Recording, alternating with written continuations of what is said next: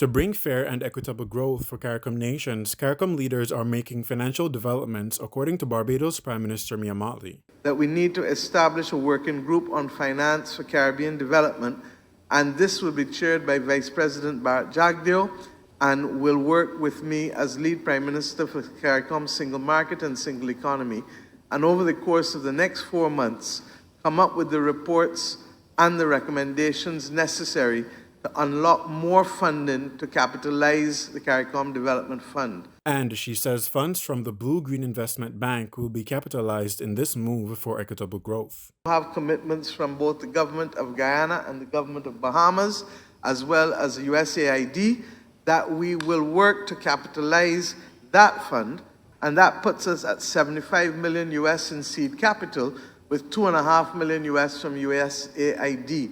This follows the realization that the CARICOM Development Fund, which will soon be, for the third time, replenished, is simply not enough for holistic regional development, as expressed by Mottley speaking at the closing press conference of the 46th CARICOM Heads of Government meeting on February 28. What it did raise for us, however, was that even as we replenish this fund, it is not going to be enough.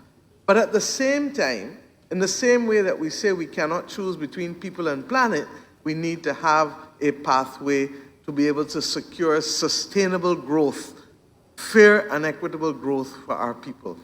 Behind these developments, the leaders believe the region is wealthy enough to foster development but lacks the tools to utilize it. It is our view that the region is full of liquidity, but what is missing is the appropriate mechanism to unlock that liquidity. Mottley informs that all leaders are on board with these changes, which are expected to catalyze growth in disadvantaged CARICOM nations.